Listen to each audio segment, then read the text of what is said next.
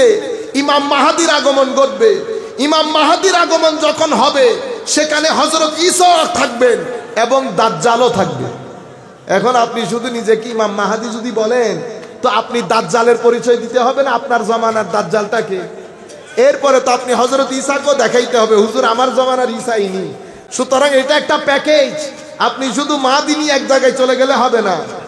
মাহাদি, হযরত ঈসা এবং দাজ্জাল, এই তিনটা প্যাকেজ, তিনটা একসাথে হবে। সেটা ইমাম মাহাদি আলাইহিস সালামের বিষয়ে যত হাদিস বর্ণিত হয়েছে সেই হাদিসগুলোর মধ্যে কিছু কিছু হাদিস মুতাওয়াতির পর্যায়েরও আছে, কিছু হাদিস সহিহ, কিছু গায়র সহিহ। সেই কারণে উম্মতের এজমা সাধিত হয়েছে যে উম্মতের মধ্যে ইমাম মাহাদির আগমন ঘটবে। আপনারা বুঝতে পেরেছেন? ইমাম মাহাদিকে অস্বীকার করা উলামায়ে আহলে সুন্নাত, আমাদের আহলে সুন্নাত ওয়াল জামাতের আইম্মায়ে কেরাম এটাকে পথভ্রষ্টতা বলেছেন।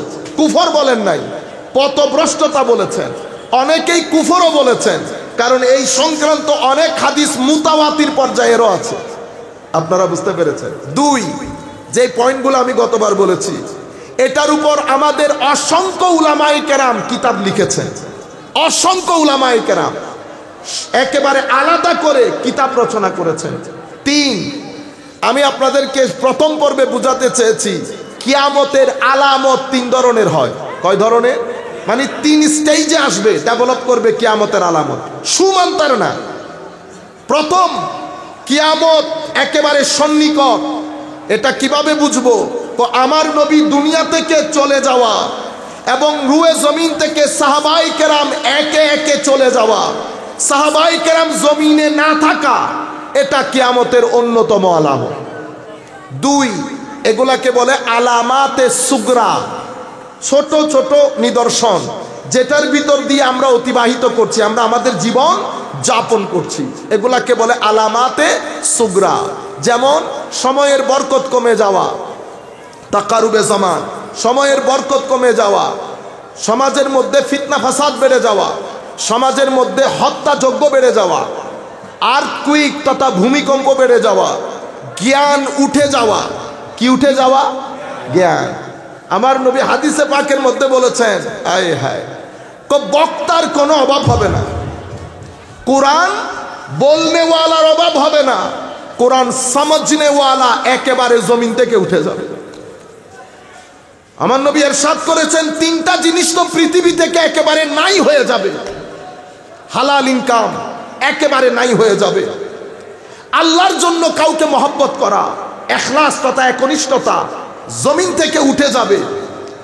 তৃতীয় যে জিনিসের কথা বলেছে এটা অনেক অ্যালার্মিং, এটা আমাদের সিনা একেবারে হয় না বিদীর্ণ করে দেওয়া। ইলমে নাফে, উপকারী জ্ঞান জমিন থেকে উঠে যাবে। কিভাবে উঠাবে? বুখারী শরীফের রওয়ায়াতের মধ্যে আমার নবী বলছেন, ইন্নাল্লাহা লা ইয়াকবিদুল ইলমা ইনতিজাআন ইয়ানতাজিউহু মিনান নাস বাল ইয়াকবিদুল ইলমা বিকবদিল উলামা। আমার আল্লাহ বড় বড় আলেমে রব্বানীদেরকে ইন্তেকাল দিয়ে জমিন থেকে ইলমে নাফে উঠিয়ে ফেলবেন। কিতাব কিতাবের জায়গায়, মাদ্রাসা মাদ্রাসার জায়গায়, টিভি চ্যানেলের জায়গায়, বক্তা বক্তার জায়গায়, তাফসীরুল কোরআন তাফসীরুল কোরআনের জায়গায়। কিন্তু আমার নবী বলছেন ইলমে নাফে তথা ইলম উঠে যাবে। ইলমে নাফে কাকে বলে? ইলমে নাফে এমন জ্ঞান যেই জ্ঞান ব্যক্তির সিনার ভিতরে আল্লাহর খৌফ ও খশিয়তকে জাগরিত করে, যেই জ্ঞান মানুষকে পরকালমুখী করে, যেই জ্ঞান মানুষের সিনার ভিতর থেকে লোভ লালসা দূর করে দেয়, যেই জ্ঞান মানুষের সিনার ভিতরে আল্লাহ রাব্বুল আলামিনের নৈকট্যের নূর দান করে। উপকারী জ্ঞান কাকে বলে? উপকারী জ্ঞান এমন জ্ঞান যেই জ্ঞানের মাধ্যমে আপনি যখন আলোচনা করবেন ব্যক্তির, পরিবারের, সমাজের চরিত্র পরিবর্তন হয়ে যাবে। মনে রাখবেন জ্ঞান দুই ধরনের হয়। একটা জ্ঞানের মাধ্যমে আপনি একটা জিনিস জানতে পারবেন কিন্তু আপনার ভিতর জগতে ধাক্কা লাগবে না, চরিত্র পরিবর্তন হবে না। আরেকটা জ্ঞান এমন আছে যেটার মাধ্যমে আপনি জানতেও পারবেন, আপনার ভিতরের জগতের মধ্যে তরঙ্গ তৈরি হবে, আপনার চোখ ভিজে যেতে চাইবে, আপনার মাথা আল্লাহর দরবারে সিজদা দিতে চাইবে, আপনার ভিতরের জগতের মধ্যে ইশক, মোহাব্বত, মাওয়াদ্দাতের একটা ঢেউ আসবে। বুঝতে হবে এটা ইলমে নাফে, এটা ইলমে নাফে। এভাবে অসংখ্য নিদর্শন আমার নবী এরশাদ করে গেছেন। আরো কি বলেছে জানেন? আমার নবী এরশাদ করেছেন বক্তা বের হবে, বক্তা, দাঈ ইলাল্লাহ। মুসলিম শরীফের রওয়ায়াত আমার নবী বলছেন দাঈ ইলাল্লাহ সাতাকুনু দুআত ইলা আবওয়াবে জাহান্নাম। দাঈ কোরআন হাদিস থেকে কত সুন্দর সুন্দর করে কথা বলে না, কিন্তু আমার নবী বলবে কোরআন হাদিস থেকে, ডাকবে জাহান্নামের দিকে। এগুলা যখন পড়ি তখন এক ধরনের একটা ভয় চলে আসে। দুআত ইলা আবওয়াবে জাহান্নাম। আমার নবী ইরশাদ করছেন, হযরত হুযায়ফা লম্বা হাদিস অনেকবার বলেছে, আমি এজন্য আর চাচ্ছি না এগুলা বলতে। আমার নবী সাল্লাল্লাহু আলাইহি ওয়াসাল্লামকে ইরশাদ করছেন, ইয়া রাসূলুল্লাহ আমাদের জন্য আপনার গাইডলাইন কি হবে? আমার নবী সাল্লাল্লাহু আলাইহি ওয়াসাল্লাম ইরশাদ করেছেন, সব সময় উম্মতের খলিফা উম্মতের মেইন স্ট্রিমকে আঁকড়িয়ে ধরবে। কখনো মেইন স্ট্রিম থেকে, জামাত থেকে কখনো নিজেকে বিচ্ছিন্ন করবে না। তুমি যদি জামাত থেকে বিচ্ছিন্ন করো তো নিজে তুমি জাহান্নামে নিক্ষেপ করে দেওয়ার রূপান্তর হবে। আপনারা বুঝতে পেরেছেন? এভাবে আমার নবী ইরশাদ করেছেন পুরো পৃথিবী থেকে দিন যেতে যেতে নিজেকে রক্ষা করার জন্য ঈমান দিন জায়গায় থেকে যাবে। ঈমান পুরো পৃথিবী থেকে পলায়ন করে মদিনা শরীফ চলে যাবে। ইন্নাল ঈমান লা ইয়ারিজু ইলাল মাদিনা কামা তারিজুল হাইয়াতু ইলা জুহরিহা। এই আন্দাজ হয়ে যাবে, ঈমান মদিনা শরীফ চলে যাবে। কারণ ঈমানের জায়গা মদিনা শরীফ, ঈমানের জায়গা। তো যেই ব্যক্তি মদিনা শরীফ যেতে চাইবে না, বুঝতে হবে সেই ব্যক্তির মধ্যে ঈমান নাই, ঈমান নাই। কারণ আমার নবীর মুহাব্বত বাদে ঈমানের কোনো জায়গাও নাই। ইশকে রাসূল, আদবে রাসূল, হুব্বে মুস্তাফা ছাড়া এর কোনো অস্তিত্ব নাই। সম্মানিত উপস্থিতি, এই কিছু ছোট ছোট আলামত বর্ণনা করেছেন। এরপরে আমার নবী সাল্লাল্লাহু আলাইহি ওয়াসাল্লাম ইরশাদ করেছেন কিয়ামতের তৃতীয় পর্বের আলামত, এগুলাকে বলে আলামাতে কুবরা। আলামাতে কুবরা, বড় আলামত। বড় আলামতগুলো 10টা। অন্যান্য জায়গার মধ্যে আরো বেশ কিছু রিওয়ায়াত আছে, সবকিছু মিলাইলে 12টা হয়, আমরা 10টা বলি। এই 10টা আলামতের প্রথম আলামত হচ্ছে ইমাম মাহদী আলাইহিস সালামের আগমন। তাইলে আপনি ছোট আলামতগুলো শেষ হবে, বড় আলামতের আগে একটা বিশ্ব পরিস্থিতি তৈরি হবে। সেই বিশ্ব পরিস্থিতিতে ইমাম মাহদীর আগমন ঘটবে। ইমাম মাহদীর আগমন যখন হবে সেখানে হযরত ঈসা থাকবেন এবং দাজ্জালও থাকবে। এখন আপনি শুধু নিজেকে ইমাম মাহদী যদি বলেন তো আপনি দাজ্জালের পরিচয় দিতে হবে না, আপনার জমানার দাজ্জালটাকে। এরপরে তো আপনি হযরত ঈসাকেও দেখাইতে হবে, হুজুর আমার জমানার ঈসা ইনি। সুতরাং এটা একটা প্যাকেজ। আপনি শুধু মাহদী নিয়ে এক জায়গায় চলে গেলে হবে না। মাহদী, হযরত ঈসা এবং দাজ্জাল, এই তিনটা প্যাকেজ, তিনটা একসাথে হবে। সেটার জন্য একটা পরিস্থিতি আছে। আমরা পবিত্র কোরআনের সূরা বনী ইসরাইলের 4, 5, 6 এই আয়াতগুলো পড়েছি। আমরা শুধু আপনাদেরকে সামান্য আইডিয়া দেওয়ার জন্য। এই আয়াতের মধ্যে আল্লাহ বলছেন ওয়া কাযাইনা ইলা বানি ইসরাঈল ফিল কিতাব লা তুফসিদুন্না ফিল আরদি মাররাতাইন ওয়া লা তা'লুন্না উলুওয়ান কাবীরা। আল্লাহ ইহুদিদের ব্যাপারে এই আয়াতগুলোর মধ্যে ইহুদিদের সীমালঙ্ঘন সম্পর্কে আমার আল্লাহ বলছেন ওয়া কাদাইনা ইলা বানি ইসরাঈল, আমি কিতাবের মধ্যে বনি ইসরাইলকে স্পষ্টভাবে জানিয়ে দিয়েছি যে তোমরা পৃথিবীর মধ্যে 2 বার অনর্থ সৃষ্টি করবে। কয়বার?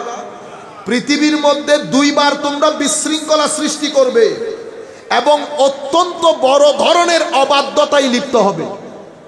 আমি কোরআন কিতাবে তোমাদের বিষয়টা স্পষ্টভাবে বলে দিয়েছি যে পৃথিবীর বুকে তোমরা 2 বার বিশৃঙ্খলা সৃষ্টি করবে এবং চরম অবাধ্যতায় লিপ্ত হবে। ফাইজা জা ওয়াদু উলাহুমা বাসনা আলাইকুম ইবাদাল লানা, অতঃপর যখন প্রতিশ্রুত সেই প্রথম সময়টি আসবে তখন আমি তোমাদের বিরুদ্ধে প্রেরণ করব আমার কঠোর যোদ্ধাদেরকে। আমার কঠোর যোদ্ধাদেরকে তোমাদের বিরুদ্ধে প্রেরণ করব। অতঃপর তারা প্রতিটি জনপদের আনাচে কানাচে পর্যন্ত ছড়িয়ে পড়বে এবং এই ওয়াদা পূরণ হওয়ারই ছিল, এই ওয়াদা পূরণ হওয়ারই ছিল। তারা কি বলেছে? কঠিন যোদ্ধাদেরকে আল্লাহ প্রেরণ করবেন। ফাজাসু খিলালাদ দিয়ার, তারা জনপদের আনাচে কানাচে, বলে না খুঁজে খুঁজে মারা, সেই অবস্থার মধ্যে যাবে। সুম্মা রাদাদনা লাকুমুল কাররা, অতঃপর আমি তোমাদের জন্য তাদের বিরুদ্ধে পালা ঘুরিয়ে দিলাম, তোমাদেরকে ধন সম্পদ এবং পুত্র সন্তান দ্বারা সাহায্য করলাম, তোমাদেরকে জনসংখ্যার দিক দিয়ে একটা বিরাট বাহিনীতে পরিণত করলাম। আমি 3টা আয়াতের অর্থ করেছি। সম্মানিত উপস্থিতি, এই আয়াতগুলার তাফসীর করতে গিয়ে মুফাসসিরিনে কেরাম বিভিন্ন রায় দিয়েছেন। সিম্পলি আমি এটাকে 2 ভাগে ভাগ করি। কিছু উলামায়ে কেরাম অথবা অনেক উলামায়ে কেরাম বলেছেন এই ঘটনাগুলা ইতোপূর্বে ঘটে গেছে, ইতোপূর্বে যেগুলা ঘটে গেছে সেগুলার বর্ণনা আল্লাহ দিয়েছেন।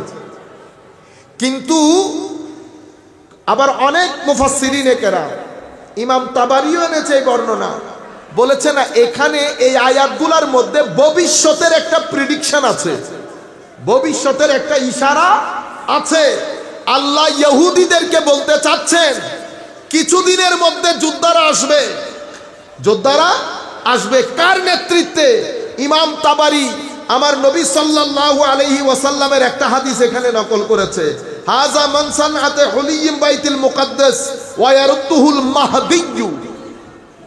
রাসূল করিম সাল্লাল্লাহু আলাইহি ওয়াসাল্লামের একটা লম্বা হাদিস হযরত হুযায়ফা ইবনুল ইয়ামান থেকে ইমাম তাবারি বিস্তারিত বর্ণনা করেছেন। ইমাম কুরতুবীও ওনার তাফসীরের কিতাবের মধ্যে এনেছেন অনেক লম্বা হাদিস, পুরা হিস্ট্রি বলেছেন ইহুদিরা কখন কখন সীমা লঙ্ঘন করেছে, কোন কোন রাজা দিয়ে আল্লাহ তাদেরকে ধুলাই করেছেন, সব কিছুর বর্ণনা ওই হাদিসের মধ্যে এসেছে। শেষ ধুলাইটা খাবে হযরতে ইমাম মাহদীর হাতে, ইমাম মাহদীর হাতে। এখন পবিত্র কোরআনের মধ্যে হযরতে ইমাম মাহদীর আগমন, উনি জন্মগ্রহণ করবেন, ইতোপূর্বে আমরা ডিসকাস করেছি, মদিনা শরীফে জন্মগ্রহণ করবেন এবং ওনার বাবার নাম আব্দুল্লাহ হবে, আব্দুল্লাহ হবে। আমরা সেই বিষয়ে আর যাচ্ছি না। উনি কি করবেন? ওনার সাথে হযরতে ঈসা আলাইহিস সালামের সাথে সাক্ষাৎ হবে বাইতুল মুকাদ্দাস ফজরের নামাজের সময়। কিসের সময়? ফজরের নামাজের সময়। উনি হযরতে ইমাম মাহদী আলাইহিস সালাম, উনি যখন পুরা ওই এলাকার মধ্যে খেলাফত যখন প্রতিষ্ঠিত হয়ে যাবে, যখন ওনার উত্থান হবে, উনি যখন বায়াত গ্রহণ করা শুরু করবেন, কাবা শরীফের হজ্জের মৌসুমে, ওই বছরের হজ্জের মৌসুমে মকাম ইব্রাহিম এবং হাজরে আসওয়াদের মাঝখানে উনি বায়াতের কর্মকাণ্ড সূচনা করবেন। সেই সময় সেই হজের মৌসুমে মিনার একটা জায়গায়, একটা গ্রামে গৃহযুদ্ধ লেগে যাবে। সেই গৃহযুদ্ধ থেকে বাঁচার জন্য সবাই ইমাম মাহদী আলাইহিস সালামের কাছে আশ্রয় গ্রহণ করতে চাইবে এবং ইমাম মাহদী আলাইহিস সালাম তখন দিমাশক থেকে কিছু সৈন্যবাহিনী বের হবে, তারা ওখানে হত্যাযজ্ঞ করবে। হত্যাযজ্ঞ করতে করতে তারা শুনবে ইমাম মাহদীর কথা, তারা ওই জায়গা থেকে সৈন্য পাঠাবে ইমাম মাহদীকে হত্যা করার জন্য মদিনা শরীফে। মক্কা শরীফ এবং মদিনা শরীফের মাঝখানে একটা জায়গা বাইদা, সেই জায়গার মধ্যে পুরা সৈন্যবাহিনীকে মাটি খেয়ে ফেলবে। এই ঘটনা শাম দেশে, ইরাকের মধ্যে ছড়িয়ে পড়বে। তখন শাম এবং ইরাক এই দুই জায়গার একটা বিরাট সৈন্যবাহিনী, শামের 40 জন কুতুব এবং ইরাকের আউলিয়া সালেহিন মিলে হযরতে ইমাম মাহদীর কাছে বায়াত গ্রহণের জন্য যাবে। ইমাম মাহদীর কাছে বায়াত গ্রহণ। আমি এই জায়গার মধ্যে একটা গুরুত্বপূর্ণ অংশ মিস করে ফেলেছি। হুজুরে করিম সাল্লাল্লাহু আলাইহি ওয়াসাল্লাম যখন ইমাম মাহদীর হাতে বাইতুল মুকাদ্দাসের বিজিতকরণ, জয় করবেন এই কথা বলছেন, সেখানে আমার নবী একটা দারুণ জিনিসের দিকে ইঙ্গিত দিয়েছেন। আমার নবী বলেছেন ওয়ায়ারুদ্দুহুল মাহাদি, মাহাদি বাইতুল মানে মসজিদে কুদস এটাকে রক্ষা করবে।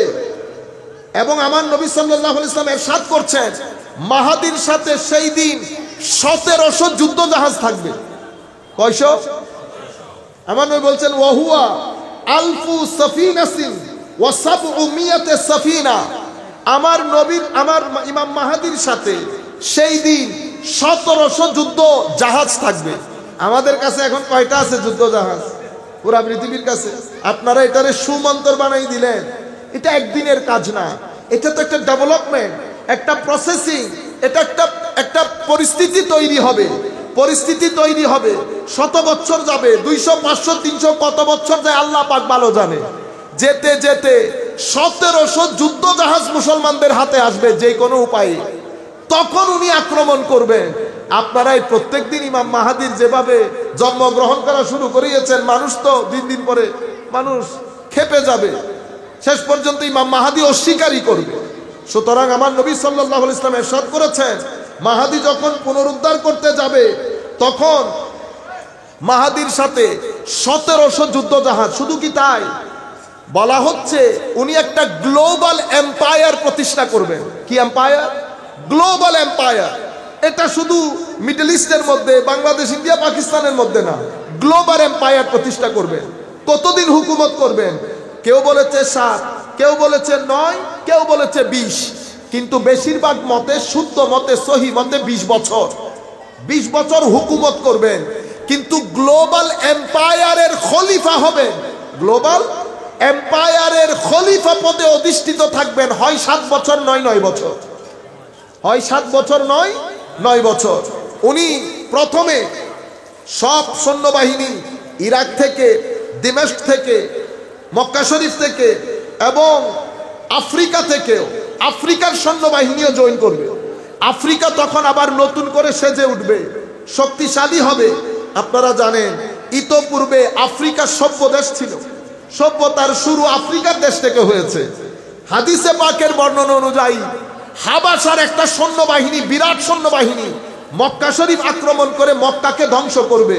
তো শক্তিশালী না হলে ধ্বংস করতে পারবে, আক্রমণে আসতে পারবে, তো সেটা কি একদিন 2 দিনে হয়ে যাবে? হয়ে যাবে না।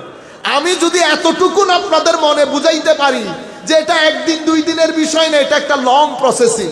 কিছু গুরুত্বপূর্ণ হাদিস আসবে পরবর্তীতে, ভালো লাগবে, আমরা বক্তব্য এত দীর্ঘায়িত করব না। গ্লোবাল এম্পায়ার হবে। আফ্রিকান সৈন্যবাহিনী মিশবে হযরতে ইমাম মাহাদির সাথে।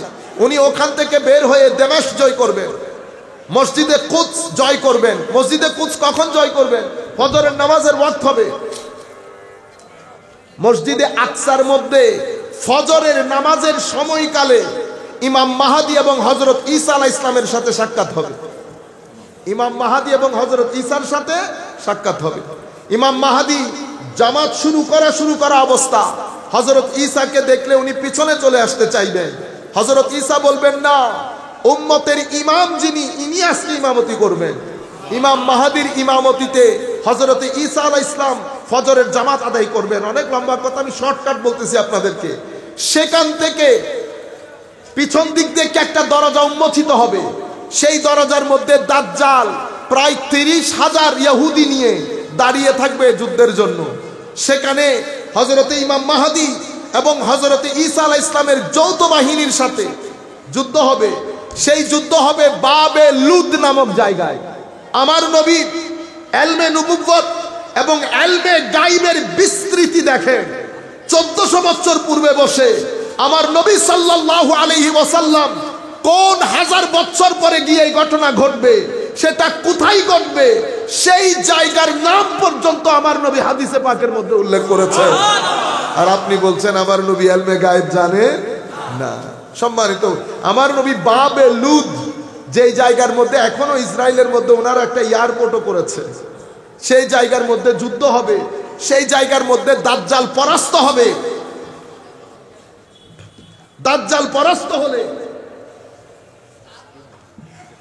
উনি মসজিদে আকসার মধ্যে মুসলমানদের গ্লোবাল এম্পায়ারের খেলাফতের রাজধানী হিসেবে মসজিদে কুদসকে গ্রহণ করবে।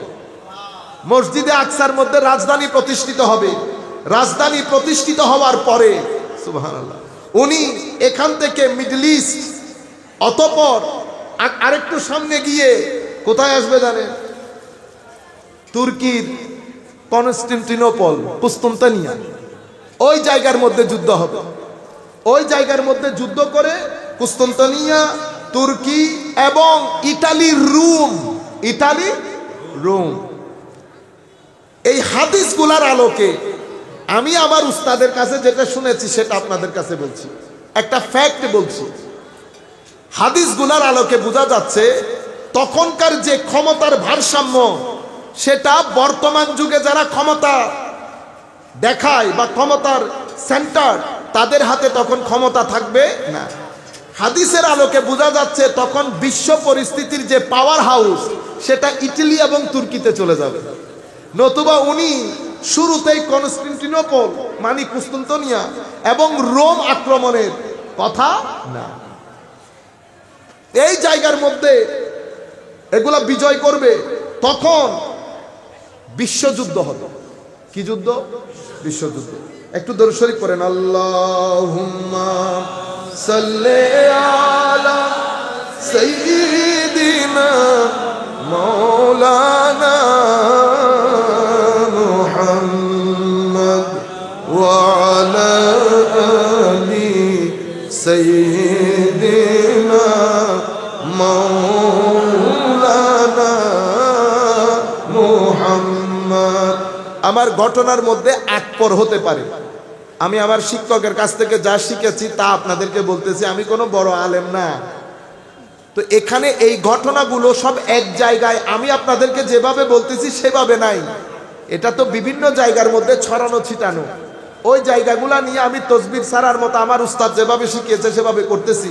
এখানে উঠানামও হইতে পারে, জায়গার নামও ভুল হতে পারে, কিন্তু মেইন থিম যেটা সেটা ঠিক থাকবে, সেটার মধ্যে কোনো গলত হবে না। এরপরে এই হাদিস ইমাম তিরমিজি শরীফের মধ্যে রওয়ায়াত করেছে। কি বলেছে? আন মুআজ ইবনে জাবাল আনিন নবী সাল্লাল্লাহু আলাইহি ওয়াসাল্লাম قال, হযরতে মুআজ ইবনে জাবাল থেকে বর্ণিত, উনি বলেন আমার নবী ইরশাদ করেছেন, আল মালহামাতুল উজমা, আল মালহামাতুল, অন্য রওয়ায়াতে এসেছে আল মালহামাতুল কুবরা ওয়া ফাতহুল কুস্তান্তিনিয়া ওয়া খুরুজুদ দাজ্জাল ফি 7 আশহুর। এই তিনটা ঘটনা, এগুলা কিছুদিনের মধ্যে হয়ে যাবে। এগুলার মধ্যে 10-12 বছরের ফারাক থাকবে না। মানি হযরতে মাহাদির আগমন, দাজ্জাল, হযরতে ঈসা আলাইহিস সালামের আগমন এবং এই বিশ্বযুদ্ধ, এগুলার মধ্যে অনেক দিনের ফারাক থাকবে না। আমার নবী বলেছেন এই তিনটা ঘটনা তো ফি 7 আশহুর, 7 মাসের মধ্যে ঘটে যাবে। 7 মাসের মধ্যে ঘটে যাবে। ওনার যখন চতুর্দিকে এম্পায়ার প্রতিষ্ঠানের জন্য, এম্পায়ার প্রতিষ্ঠা করার জন্য, খেলাফত প্রতিষ্ঠা করার জন্য, আল্লাহর আইন জমিনের মধ্যে প্রতিষ্ঠা করার জন্য ওনার স্ট্রাগল দেখে পুরো পৃথিবী চেষ্টা করবে একসাথে হয়ে আক্রমণ করার জন্য। তখন আমার নবী বলছেন আল মালহামাতুল উজমা, আল মালহামাতুল উজমা, বিশাল বড় একটা যুদ্ধ। এটাকে আমরা বলি গ্রেট ওয়ার্ল্ড ওয়ার। একটা বড় বিশ্বযুদ্ধ লেগে যাবে এখানে। প্রত্যেকের, কারণ ক্ষমতার ভারসাম্য রক্ষা করার জন্য প্রত্যেকেই চেষ্টা করবে যার যার ক্ষমতা টিকিয়ে রাখার জন্য।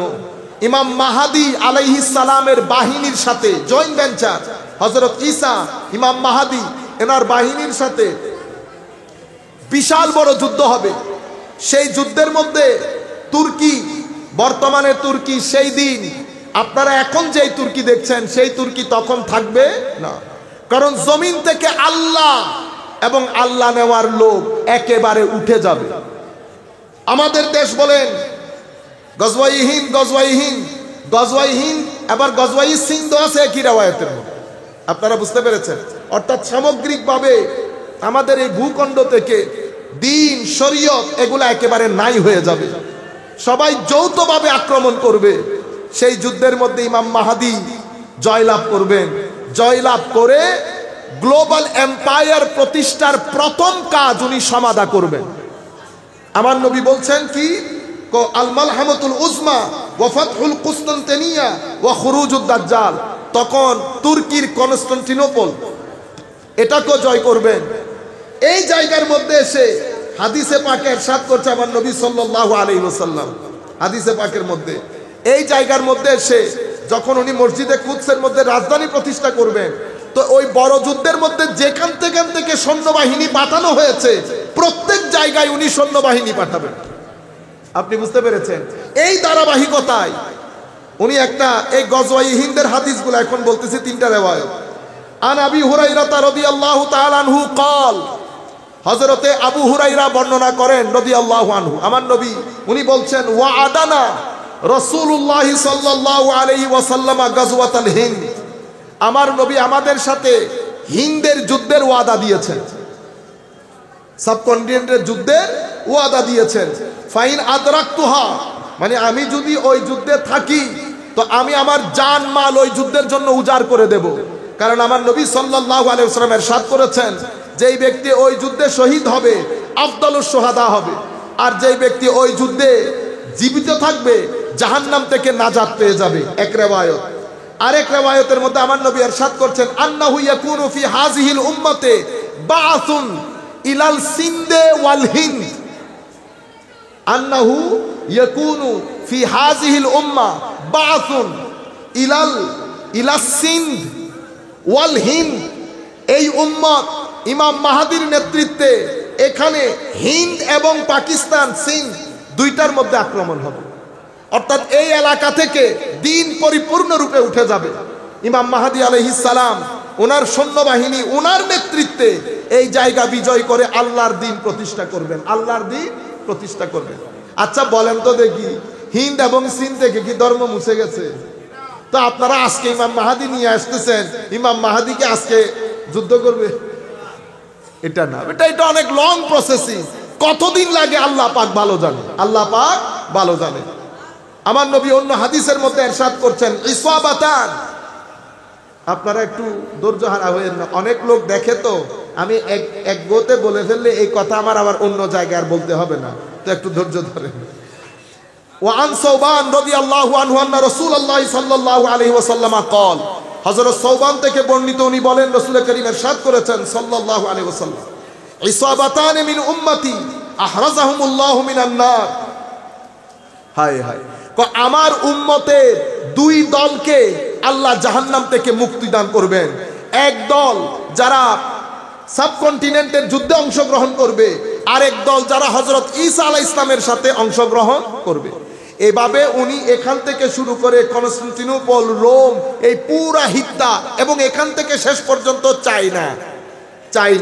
তাইলে বোঝা যাচ্ছে তখন চাইনো ক্ষমতার একটা বড় হেডকোয়ার্টার হবে। আমার নবী একটা হাদিসে ইরশাদ করেছেন, ততক্ষণ কিয়ামত হবে না যতক্ষণ পশ্চিমারা আমার উম্মতের উপর চেপে বসবে না।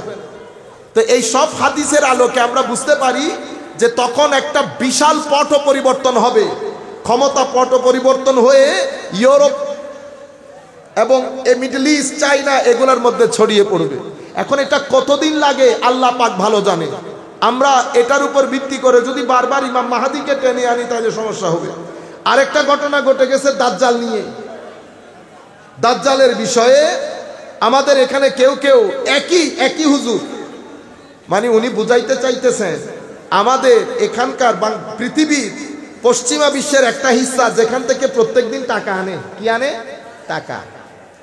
ওদের টাকা দিয়ে এখানে আমরা চলি, আপনাদের সংগঠন চলে ওদের টাকা দিয়ে। বিশাল পয়সা তো। আপনি ইংল্যান্ডের মধ্যে কাজ যদি আমরা একটু সচেতন হইতাম, ইংল্যান্ডে 1 নাম্বার রোজা থেকে 30 নাম্বার রোজা পর্যন্ত টিভিতে আমার মনে হয় ওই 4টার সময় বসে ফজরের সাহারি পর্যন্ত পয়সা তুলে, কিসের? জাকাতে। আল্লাহ পাক জানে এই জাকাতের টাকা কোথায়। আমাদের তো সাধারণ লোক জাকাতের টাকা দিতেছে, কিন্তু এই জাকাতের টাকা কোথায় খরচ হয় আমরা জানি না। 1-2 টাকা না তো। আমাদের সিলেটের ভাইয়েরা প্রত্যেক আমার তো মিলিয়নে চলে যায় টাকা। কোথায়? মিলিয়নে চলে যায়। এখন এই মিলিয়ন টাকা যাকাত ফিতরার নাম দিয়ে তুলে আমরা কোথায় ব্যয় করি আল্লাহ পাক ভালো জানে। হ্যাঁ, কোনোদিন যদি কোনো গায়রত সম্পন্ন কেউ এসে জিজ্ঞেস করতো এখানে রাখো, কে দিয়েছে, কেন দিয়েছে, কিভাবে দিয়েছে, এগুলার হিসাব চাই। আপনারা বুঝতে পেরেছেন? যেমন আমাদের বরুড়া মাদ্রাসার মধ্যে আসবে না, আপনাদের আইবিআই দেখান, তো হুজুররা আইবিআই দেখাবে না? সেভাবে যদি একটু জিজ্ঞেস করা হতো আইবিআই, খুব ভালো হতো। আল্লাহ পাক আমাদের সবাইকে হেদায়েত দান করুক। তো হযরতে ইমাম মাহাদির পরে দাজ্জাল নিয়ে বুঝাইতে চাচ্ছেন, দাজ্জাল ব্যক্তির নাম না, দাজ্জাল বলে দেশের নাম। কিসের নাম? দেশের নাম। অমুক দেশ দাজ্জাল। ছোট ছোট ছেলেদের মাথায় পোকা ঢুকাই দিতেছে না। আরে বেটা, মোকাবেলা করতে হলে জ্ঞান দিয়ে মোকাবেলা করব, চরিত্র দিয়ে মোকাবেলা করব। আমার নবী যেভাবে করেছে সেভাবে করব। আমার নবী মক্কার জমিনের মধ্যে 13 বছর ছিলেন। যখন 13 বছর মক্কার জমিনে ফারুকে আজম আমার নবীর সাথে, হযরত আলী আমার নবীর সাথে, হযরতে আমির হামজা আমার নবীর সাথে 13 বছর মক্কার জমিনে কারো গায়ে একটা ফুলের টোকা দিয়েছে? আমার নবী তো দেনই নাই, সাহাবায়ে কেরামের জন্য দেওয়া ব্যান ছিল। মক্কার জমিনে 13 বছর স্টিম রুলার নির্যাতনের সহ্য করেছে। সাহাবায়ে কেরামকে আমার নবী সবর শিখিয়েছেন, ধৈর্য কিভাবে ধারণ করতে হয়। সেই দিন ইচ্ছে করলে আমার নবী অনেক কিছু করতে পারতেন না। 10 বছরে বের হয়ে একটু দূরে জঙ্গলের মধ্যে তাবু গেড়ে, সকালবেলা এসে আক্রমণ করলাম, আবার চলে গেলাম, আবার আক্রমণ করলাম, আবার চলে গেলাম। আমার নবী করতে পারতেন না? আমার নবী কি আপনাদেরকে আক্রমণ করার জন্য এসেছে? এটার জন্য আসেন না। আমার নবীর সিকোয়েন্সগুলো দেখেন, আমার নবীর প্রসেসিং দেখেন। আমার নবী মেইন স্ট্রিম সোসাইটির সাথে ইন্টিগ্রেটেড হয়েছে। প্রত্যেক মানুষের কাছে আমার নবী ধর্মের মহব্বতের, সহযোগিতার, আদবের, তাজিমের, সম্মানের মেসেজ দিয়েছে। অতঃপর মদিনা শরীফ গিয়েছে। মদিনা শরীফে আমার নবী সাল্লাল্লাহু আলাইহি ওয়াসাল্লাম আইনের কথা বলেছেন, অধিকারের কথা বলেছেন, মানুষের সাথে সৎ ব্যবহার, সুন্দর ব্যবহারের কথা বলেছেন। আমার নবী মদিনা শরীফ যখন গেছে, তখন মদিনা শরীফের বাউন্ডারি 15,000 স্কোয়ার ফিট ছিল। সেই 15,000 স্কোয়ার ফিটের মদিনা শরীফ আমার নবী যেদিন দুনিয়া থেকে চলে যাচ্ছেন 32 লাখ স্কোয়ার ফিটের মদিনা হয়েছে। মানুষ মারা গেছে 550 থেকে 600-র মধ্যে। আর আপনারা জাতিকে বলতে চান, কালকে এক ব্যক্তির ওয়াজ দেখতেছি, জিহাদ জিহাদ জিহাদ চাই, জিহাদ করে বাঁচতে চাই। ওরে বাপ রে বাপ, অবশ্যই জিহাদ করব। আগে বেটা জিহাদ নিজের নফসের সাথে কর। আগে আমাদের চরিত্র সুন্দর করি। স্বাধীনতা রক্ষা, স্বাধীনতা অর্জনের চেয়ে অনেক কঠিন বেশি। যদি সেটা কঠিন না হতো, আমার নবীকে সূরা নসরের মধ্যে আমার আল্লাহ ইস্তেগফারের কথা বলতেন না। ইজা জা নাসরুল্লাহি ওয়াল ফাত। হাবিব, আপনার কষ্ট আমার চোখের সামনে, আমি আপনার মন শীতল করে দেব। আপনি দুনিয়া থেকে যাওয়ার আগে দেখবেন, ইজা জা নাসরুল্লাহি ওয়াল ফাত, যখন আল্লাহর পক্ষ থেকে বিজয় এবং সহযোগিতা আসবে, আপনি দেখবেন মানুষ দলে দলে ইসলাম কবুল করছে। ওয়ারাআইতান নাসা ইয়াদখুলুনা ফি দীনিল্লাহি আফওয়াজা। এরপরে কি করবেন? ফাসাব্বিহ বিহামদি রাব্বিকা ওয়াস্তাগফির। আপনি আল্লাহর প্রশংসা করেন, আল্লাহর তাসবিহ, আল্লাহর দরবারে ক্ষমা প্রার্থনা করেন। এই আয়াতের পরে আমার ভাইয়েরা বলে কি, গুনাহ না থাকলে কি ক্ষমা চাইতে বলেছেন? ইন্না লিল্লাহি ওয়া ইন্না ইলাইহি। আচ্ছা বলে, আয়াতগুলা মানুষ কমন সেন্স ইউজ করলেও হয়। এগুলা তো আমরা তো বড় আলেম না, এ তো মাদ্রাসায় পড়তে হয় না। আপনি আয়াত পড়েন তো দেখি মিলাইতে পারেন কিনা। যখন আপনি দেখবেন আল্লাহর সহযোগিতা এবং বিজয় এসেছে, আপনি দেখবেন মানুষ দলে দলে ইসলাম কবুল করছে। এবার আপনি তসবিহ পড়েন এবং আমার দরবারে ক্ষমা প্রার্থনা করেন। তো মানুষ ইসলাম ধর্ম কবুল করেছে, আমার নবীর এটা ক্রেডিট না ডিসক্রেডিট? তো ক্রেডিটের কারণে কি ক্ষমা প্রার্থনা করবে? এগুলা এই জিনিস, সিম্পল জিনিস বোঝার জন্য আমাদেরকে কি মাদ্রাসায় পড়তে হবে? আপনি ইস্তেগফারের কনসেপ্টই বুঝেন না। ইস্তেগফার শুধু গুনাহ মাপের জন্য হয় না। ইস্তেগফার হযরত আলী রাদিয়াল্লাহু তাআলা আনহুর দরবারে ইমাম রাজি এই বর্ণনা এনেছেন ওনার তাফসীরের কিতাবের মধ্যে। হযরতে আলী রাদিয়াল্লাহু তাআলা আনহুর দরবারে লোকজন বসা, সাহাবায়ে কেরাম, তাবেঈন বসা। এক ব্যক্তি এসে বলতেছে, হুজুর বৃষ্টি হচ্ছে না, কি করা যায়? ইস্তেগফার করেন। আরেকজন আসছে, হুজুর সন্তান সন্ততি নাই, একটু সন্তানের জন্য দোয়া করেন। কি করা যায় হুজুর? ইস্তেগফার করেন। হুজুর আরেকজন, হুজুর বাগানের মধ্যে তো ফলের অবস্থা খুব খারাপ, আকাল পড়েছে, কি করব? ইস্তেগফার করেন। কি করেন হুজুর? বাগানের মধ্যে যে খাল কেটেছি ওইটাতে তো পানি শুকিয়ে গেছে, ইস্তেগফার করেন। সবাই চলে যাওয়ার পরে 2-3 জন জবাই পড়ছে, হুজুর প্রশ্ন 4 জনে 4 ধরনের করেছে, আপনি সবাইকে ইস্তেগফারের কথা বললেন যে? কইটা আমি বলি নাই তো, এটা তো আল্লাহ বলছে। ইস্তাগফিরু রাব্বাকুম, আল্লাহর দরবারে ইস্তেগফার করো। কি হবে? ইউমদিদিস সামা, আকাশ ভেঙে পানি পড়বে, মাল ও দৌলতের মধ্যে বরকত হবে, সন্তান আল্লাহ রাব্বুল আলামিন সন্তানের মধ্যে বৃদ্ধি দান করবেন, ফসল ফলাদির মধ্যে আল্লাহ রাব্বুল আলামিন বরকত দান ইস্তেগফারের কারণে। তাইলে ইস্তেগফার কেন করা হয়? জমিনের মধ্যে আমার নবীর হাদিস হচ্ছে, জমিনের মধ্যে যদি 2টা নিরাপত্তা বেষ্টনী না থাকতো, জমিনকে আল্লাহ কখন উল্টিয়ে দিতেন। যেই পাপ আমরা করি, আগের যুগের নবীর উম্মতেরা একই পাপ করার কারণে আল্লাহ জমিনকে জের ও জবর করে দেয় নাই। হযরত লূত আলাইহিস ইসলামের কওম যেই কাজ করেছে, আমাদের এখন ওই সমস্ত মাদ্রাসাগুলোর মধ্যে আমরা এই কাজ করি না? এরপরে আমরা হযরত শুআইব আলাইহিস ইসলামের কওম মানুষকে ঠকাইতো, ওজনে কম দিত, আমরা দেই না? বলেন তো দেখি আমাদের কোন চরিত্র যেটা আগের যুগের উম্মতের মধ্যে ছিল এবং সেই উম্মতকে আল্লাহ ধ্বংস করে দেয় নাই? কিন্তু আজ আজীব বিষয়, আল্লাহর রহমতের বিষয়, আমাদের জমিন এখনো ঠিক আছে। এত এত হিংসা, যেই দিন আপনি আপনার বাবার লাশকে 3 টুকরো করেছেন, সেই দিন তো উচিত ছিল জমিন আপনাকে খেয়ে ফেলা। যেই দিন আপনি আপনার মা বাবাকে বৃদ্ধাশ্রমে পাঠিয়ে ছেলে সন্তানদেরকে দিয়ে আপনি সেলিব্রেশন করছেন, সেই দিন তো উচিত ছিল জমিন না আসমান আপনার উপর ভেঙে পড়া। যেই দিন আমার দেশে সাধারণ জনগণের লাখ টাকার সম্পদ আপনি বাইরে পাঠিয়ে দিয়েছেন, সেই দিন তো আসমানের উচিত ছিল আপনার উপর ভেঙে পড়া। এত পাপের পরে জমিন আসমান আমাদের উপর ভেঙে পড়ছে না কেন? আমার নবী বলছেন 2টা আমিনের কারণে। কয়টা আমিন? আমানাইন, 2টা আমানত, 2টা নিরাপত্তা বেষ্টনী। একটা আমার নবীর উজুদ, আমার নবীর ইস্তেগফার, আরেকটা আমার নবীর উম্মতের আউলিয়ায়ে কেরামের ইস্তেগফার। এই 2 জিনিস যদি জমিনে না থাকতো, উজুদে মুস্তাফা, ইস্তেগফারে আউলিয়া, এই 2 জিনিস যদি ধরতির মধ্যে না থাকতো, আরেকটা বড় জিনিস, প্রত্যেক বৃহস্পতিবারে আমাদের গুনাহ দেখে আমার নবী আমাদের জন্য ইস্তেগফার করেন, সেই ইস্তেগফারও যদি না থাকতো, জমিনের মধ্যে আমরা উল্টা চলতে হইতো। আপনারা বুঝতে পেরেছেন? এই ইস্তেগফার কেন করতে বলা হয়েছে?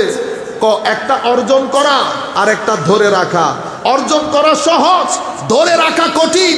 অর্জনের জন্য যেই জিহাদ দরকার হয় সেটাকে বলে ছোট জিহাদ, ধরে রাখার জন্য যেই জিহাদ দরকার হয় সেটাকে বলে বড় জিহাদ। আপনারা বুঝতে পেরেছেন? জিহাদে আসগর, জিহাদে আকবর। যুদ্ধ একটা বদরের যুদ্ধে কুরাইশের বিরুদ্ধে সাহাবায়ে কেরাম যুদ্ধ করছে, এটাকে বলে জিহাদে আসগর। সাহাবায়ে কেরাম ঘরে এসেছে শয়তানের সমস্ত কুমন্ত্রণা থেকে নিজেদেরকে রক্ষা করে আমার নবীর সাথে লেগে থাকা, এই জিহাদকে বলে জিহাদে আকবর। এটা আমার নবী আমাদেরকে শিখিয়েছেন। সম্মানিত উপস্থিতি, এই ধরনের কথাবার্তাগুলা বলে আমরা সাধারণ শ্রেণীর মধ্যে কনফিউশন তৈরি করি, যেটা কোনোভাবে আমাদের জন্য উচিত না। তো আমি আপনাদেরকে বলতে চাচ্ছি, একেবারে আমাদের বক্তব্য শেষ পর্যায়ে চলে এসেছে। দাজ্জাল কয়টা কোনো এটা দেশের নাম। আমার নবী দাজ্জাল কেমনে হবে, কোন জায়গা থেকে আসবে সেটাও বলছে। দাজ্জাল হাদিসে পাকের মধ্যে দাজ্জালের হুলিয়া বর্ণনা করছে। আসবে কোত্থেকে, জন্মগ্রহণ কোথায় করবে? শাম এবং ইরাক, অর্থাৎ সিরিয়া এবং ইরাক, এই 2 অঞ্চলের মধ্যবর্তী একটা আসফাহান নামক জায়গায় ইয়াহুদিয়া এলাকার মধ্যে এই দাজ্জালের জন্ম হবে। শাম এবং ইরাক এই 2টার মাঝখানে ইয়াহুদি আসফাহান নামক এলাকার ইয়াহুদিয়া জায়গার নাম, ওই জায়গার মধ্যে দাজ্জালের জন্ম হবে। আমার নবী উম্মতকে কিভাবে সচেতন করেছে দেখেন। এরপরে উম্মত দাজ্জাল দেখতে যুবক হবে, আমার নবী বলছেন, দেখতে সাহাবায়ে কেরামকে বলতেছে, আমার জমানার আব্দুল উজ্জা নামক ওই ব্যক্তির মতো অনেকটা দেখতে হবে, গায়ের রং শ্যামবর্ণের হবে, চুল পেঁচানো হবে, চোখ অসুন্দর হবে, বাম চোখ অন্ধ হবে, ডান চোখটা আঙ্গুলে, আঙ্গুর আছে না, আঙ্গুর, আঙ্গুরের মতো ফুলে বের হয়ে দেখতে বিদ্যুটে লাগবে। এই জায়গার মধ্যে কাফারা, কাফের স্পষ্টভাবে লেখা থাকবে। একেবারে সব ধরনের মানুষ, মুমিন মুসলমান, কালমা পড়া মুসলমান দেখলেই বুঝতে পারবে যে এখানে কাফের লেখা আছে। আপনি এই দাজ্জালটাকে ওই জায়গায় মিলাই দিলেন, দেশের নামের সাথে দাজ্জাল না। দাজ্জালের হুলিয়া যেমন আমার নবী বর্ণনা করেছেন, হযরত ঈসা আলাইহিস সালামের হুলিয়াও বর্ণনা করেছেন, আমার নবী ইমাম মাহদী আলাইহিস সালামের হুলিয়াও বর্ণনা দিয়েছেন। এভাবে হুজুরে করিম সাল্লাল্লাহু আলাইহি ওয়াসাল্লামের এই আখেরি সাহেবজাদা হযরত ইমাম মাহদী আলাইহিস সালামের মাধ্যমে যখন গ্লোবাল এম্পায়ার তৈরি হবে, তখন উনি সেটার মার্কাজ করবেন কুদসের মধ্যে। এভাবে উনি 20 বছর টোটাল ওনার হুকুমত থাকবে। 20 বছর পরে, 20 বছরের মধ্যে 7 অথবা 9 বছর উনি পুরা বিশ্ব এম্পায়ারের খলিফা হিসেবে অধিষ্ঠিত থাকবেন। এরপরে উনি দুনিয়া থেকে চলে যাবেন। দুনিয়া থেকে চলে যাওয়ার পরে ওনার ছেলে এবং ওনার সহচর আরেকজন, ওনারও বেশ কিছুদিন এখানে হুকুমত করবেন। হযরত ইমাম মাহদীর আগমন মানেই হচ্ছে কিয়ামতের যাত্রা শুরু হয়ে গেছে। কিয়ামতের যাত্রা শুরু হয়ে গেছে কিছুদিনের মধ্যে। ইমাম মাহদীর পরে কিয়ামতের জন্য আপনাকে 200 বছর ওয়েট করতে হবে না। ইমাম মাহদীর আসা মানে হচ্ছে কিয়ামতের যাত্রা শুরু। কিয়ামতের যাত্রা শুরু। ইমাম মাহদী আলাইহিস সালামের আসার সাথে সাথে বড় বড় আলামতগুলো বাইর হওয়া শুরু হবে, বড় বড় আলামতগুলো বের হওয়া শুরু হবে। যেমন ইমাম মাহদী আলাইহিস সালাম, হযরত ঈসা, দাজ্জাল, এই যে কুস্তান্তনিয়া জয় করা, আমাদের এই সাবকন্টিনেন্ট জয় করা, তারপরে আপনার রোম জয় করা, চায়না, এই সব কিছু এক ঘটনার মধ্যে ঘটে যাবে। আয় হায় হায়। এরপরে আমরা আমাদের বক্তব্যের একেবারে শেষ ভাগে চলে এসেছি। 5 মিনিটের মধ্যে আমরা শেষ করব। আমরা কয়েকবার দুরূদ শরীফ পড়ি। সালাতুন ইয়া রাসূলুল্লাহ আলাইকুম, সালামুন ইয়া হাবিবাল্লাহ আলাইকুম, নমিদানন চে মঞ্জিল বুদ সব যায় কে মনবুদম, বাহর সো রক্স বিসমিল বুদ সব যায় কে মনবুদম, সালাতুন ইয়া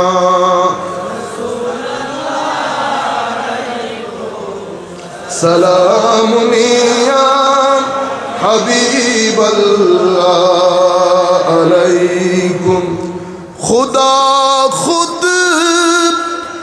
মীর মজলিস বুদ অন্দর লামকা খুসরু, মোহাম্মদ शम्मे महफिल बूद शब जाए के मनबूदम, सलातुन या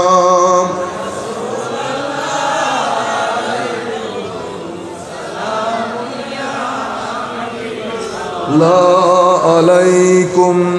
তখন আমরা একেবারে আখেরি, আমার নবী সাল্লাল্লাহু আলাইহি ওয়াসাল্লাম তখন 10টা আলামতের কথা বলেছে। এগুলা সিকোয়েন্সের সাথে একটার সাথে একটা হবে। তখন ইয়াজুজ মাজুজ বের হবে, ইয়াজুজ এবং মাজুজ বের হবে। মদিনা শরীফ যখন ইমান মদিনা শরীফে চলে যাবে, মদিনা শরীফ গায়রে আবাদ হয়ে যাবে। এখন যে বিল্ডিং টিল্ডিং সেগুলো আর থাকবে না। একদম পূর্বের আগের খেজুর গাছের যে সময়কাল, সেই সময়কাল মদিনা শরীফ সেই সময়ে রূপ ধারণ করবে। মদিনা শরীফ থেকে সমস্ত মুনাফিক বের হয়ে দাজ্জালের সাথে গিয়ে মিশবে। মদিনা শরীফের মুমিনগুলা মিয়ে হযরত ইমাম মাহদীর সাথে জয়েন করবে। গায়রে আবাদ হয়ে যাবে, জনশূন্য। মক্কায়ে মুআজ্জামার উপর আক্রমণ করা হবে। আল্লাহ মক্কায়ে মুআজ্জামা, এক riwayat-এর মধ্যে এসেছে মক্কায়ে মুআজ্জামাকেও আল্লাহ তুলে নেবেন, মক্কায়ে মুআজ্জামাকেও আল্লাহ তুলে নেবেন। এরপরে পশ্চিম দিক থেকে সূর্যের, ওই যে আপনারা বলেন না পশ্চিম দিক থেকে সূর্য উদয় হবে, পশ্চিম দিক থেকে সূর্য উদয় হবে এবং মদিনা শরীফ যে গায়রা আবাদ হবে, এটা কিয়ামতের এর 40 বছর পরে কিয়ামত হবে। আমার নবী, আপনি টাইম ফ্রেম দেখেন, প্রত্যেকটা জায়গার মধ্যে আমার নবী সাল্লাল্লাহু আলাইহি ওয়াসাল্লাম এই আন্দাজের মধ্যে কথাগুলো বলেছেন। এবং বলা হচ্ছে সূর্য পশ্চিম দিকে উদিত হবে, সেই দিন রাত অনেক লম্বা হবে, মানুষ ঘুমাইতে পারবে না, মানুষ ডান করট বাম করট করবে। সকালে উঠে সূর্য পূর্ব দিকে উদিত, পশ্চিম দিক থেকে উদয় হবে এবং হাফ ডে পর্যন্ত থেকে আবার ব্যাক করবে। এবং দাব্বাতুল আর, বড় মাপের একটা প্রাণীর উদ্ভব হবে, বড় মাপের। এবং আমার নবী সাল্লাল্লাহু আলাইহি ওয়াসাল্লাম ইরশাদ করছেন, হায় হায়, অতঃপর এটা কোরআনে পাকের মধ্যে এসেছে, ধোঁয়াতে চতুর্দিক, ধোঁয়াতে পুরা পৃথিবীকে এনভেলপ করে ফেলবে এবং এই ধোঁয়া পৃথিবীতে প্রায় 40 দিন পর্যন্ত থাকবে। ধোঁয়া পুরা পৃথিবীকে আবৃত করে ফেলবে। এরপর একটা খুশবুদার হাওয়া ইয়েমেন থেকে বের হবে। সেই খুশবুদার হাওয়ার কারণে জমিনের মধ্যে আল্লাহ নাম নেওয়া সমস্ত মুসলমান মুমিন ইন্তেকাল করে ফেলবে। আল্লাহর ওলিদের শান দেখেন, আল্লাহ মুমিনদেরকে আল্লাহ কিভাবে প্রোটোকল দিচ্ছেন। কিয়ামতের ওই জায়গা থেকে আল্লাহ মুসলমানদেরকে আগেই তুলে নিয়েছে। রুয়ে জমিনের মধ্যে কোনো আল্লাহর নাম নেওয়া লোক বাকি থাকবে না। এটার পরে বিভিন্ন রিওয়ায়াতের মধ্যে এসেছে 120 বছর, কয় বছর? 120 বছর পৃথিবীতে কাফের মুশরিকদের রাজ হবে, আল্লাহর নাম নেওয়ার কোনো লোক বাকি থাকবে না। আপনারা বুঝতে পেরেছেন? এবং তখন অশ্লীলতা চতুর্দিকে ছড়িয়ে পড়বে। এর পরবর্তীতে ইমাম মাহাদির আগমন হবে। এগুলো ইমাম মাহাদির আগমনের পূর্বক্ষণে, ইমাম মাহাদির পরে মানে ওনার যে মুভমেন্ট, সেই মুভমেন্টের পূর্বক্ষণে এই ঘটনাগুলো ঘটবে, সিকোয়েন্সগুলো একটার পর একটা। 120 বছর পৃথিবীতে বদকিরদার কাফের মুশরিক লোক থাকবে। কোরআনের নুসখা থেকে কোরআনের শব্দগুলো উঠে যাবে, কোরআন একেবারে ব্ল্যাঙ্ক পেপার হয়ে যাবে। হুফাজে কেরামের সিনা থেকে আল্লাহ কোরআনে পাক তুলে নেবে। আজকেও তো আমাদের এখানে 2-3 জন হাফেজ হয়েছে, আপনি ইমাম মাহাদির নিয়ে টান দিলেন যে। এর পরবর্তীতে ইয়েমেনের হাদরামাউত থেকে, তার আগে একটা বড় কম্পন হবে। সেই কম্পনের মধ্যে দুনিয়ার সমস্ত কাফের মারা যাবে। আরেকটা কম্পন হবে, নাফখাতুল ইমাতা বলে, সমস্ত কেউ মারা যাবে। আরেক নফখার পরে আবার সবাই যার যার জায়গা থেকে উঠে দাঁড়াবে কিয়ামতের ময়দানে যাওয়ার জন্য। ইয়েমেন থেকে একটা আগুনের ফুলকি বের হবে, সেই আগুনের ফুলকি সবাইকে নিয়ে জাহান্নামের দিকে চলে যাবে, কিয়ামতের ময়দানের দিকে চলে যাবে। মুসলমানরা যখন কবর থেকে উঠবে, বিভিন্ন ধরনের যানবাহন থাকবে, যার যার আমল অনুযায়ী, কারোটা মার্সিডিস, কারোটা BMW, কারোটা ল্যান্ড ক্রুজার, কারোটা প্রাডো, কারোটা টয়োটা, আস্তে আস্তে বেঙ্গে কার পর্যন্ত আসবে। বেঙ্গে কার বুঝেন আপনারা? আগে পাওয়া যাইতো একটা বেঙ্গে কার, অনেক আগের কথা আমাদের ছিল। তো মানে যার যার আমল অনুযায়ী, কারোটা উট, কারোটা ঘোড়া, কারোটা খচ্চর। আমার নবী কি ইরশাদ করেছে জানে? সেই দিন আমি আমার যে বাহন, সেটা আমি আমার মেয়ে ফাতেমাকে দিয়ে দেবো। আমার জন্য আল্লাহ জান্নাত থেকে একটা বুররাকের ব্যবস্থা করবে, বুররাকের ব্যবস্থা করবে। এই সিকোয়েন্সের সাথে হাসরের ময়দান, এগুলো আপনি দেখছেন 120 বছর, এর মাঝখানে সময় লাগবে আরো। অতঃপর ইমাম মাহাদির, আপনি এতদিন পরে 2 দিনের মধ্যে। তবে আরেক রিওয়ায়াতের মধ্যে, এটা আবু দাউদ শরীফ বলেন, মিশকাত শরীফ বলেন, এটা আমি এখানে না বলি, বলতে গেলে আবার কালকে থেকে আপনারা এগুলা সাইজ করে করে ভিডিওগুলো আমার আবার কোন দুঃখে ফেলাইবেন। এটা উলামায়ে কেরামের মজলিসে বললে বেটার। আমার নবী একটা, এই হাদিস মিশকাত শরীফের মধ্যে এসছে, তাবারানির মধ্যে, আমি আমার উস্তাদের কাছ থেকে শুনেছি, আমি কি আর তাবারানি পড়তে গেছি ভাই, আমরা ছোটখাটো মানুষ। আবু দাউদ শরীফের মধ্যে এসেছে, আমার নবী একটা ইঙ্গিত করেছেন ইমাম মাহাদি আসবেন কখন, পৃথিবীর শেষ সময় কখন হবে। সেখানে শব্দ ব্যবহৃত হয়েছে বাদা মিয়াতাইন, বাদা মিয়াতাইন। এখন বাদা মিয়াতাইন, মিয়াতাইন মানে তো 200। এখন এটাকে আমরা কিভাবে নেব, সিম্বলিক নেব, মেটাফরিক্যাল নেব। এবং দাজ্জালের ক্ষেত্রে কি বলা হয়েছে, দাজ্জালের ক্ষেত্রে বলা হয়েছে তার বাহন, তার শব্দ ব্যবহার হয়েছে হেমার, হেমার। তো আমাদের যারা অনুবাদ করে তারা কি করেছে, গাধা। ওই তখন গাধা পাইবি কই? আচ্ছা হেমার, হেমার হবে কিন্তু তার 2 কান, সিধা কান হবে, 2 কানের মাঝখানে প্রায় 40 বিগত লম্বা হবে, অথবা 40 হাত। সেই দিকে যদি আমরা দেখি, হিমার মানে আসলে গাধার। আমার নবী ইশারা করতে চেয়েছেন কঙ্কর টঙ্কর টাইপ কোনো কিছু, পাখা থাকবে, 40 হাত চওড়া হবে, খুব দ্রুত গতিতে পুরো পৃথিবীতে সফর করতে পারবে এমন হবে। এই জায়গার মধ্যে আমার নবী আবারও সিম্বলিক মেটাফরিক্যাল ওয়ার্ড ইউজ করেছেন। হয়তো এখানে যদি আমরা 1000 লাগাই 1200 হয়, আর 2000 লাগাইলে 2200 হয়। এখনকার হিজরি অনুযায়ী 2200 হিজরি পর্যন্ত ওয়েট করেন যদি আসে।